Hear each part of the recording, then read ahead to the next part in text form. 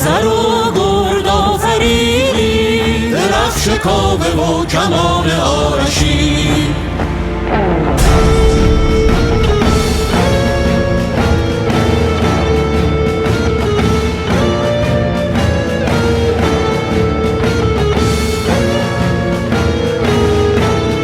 با سیاوش در گذار از آتش، ما خواهر و برادریم، ما نتیجه های تمدن هزاران ساله تناوریم.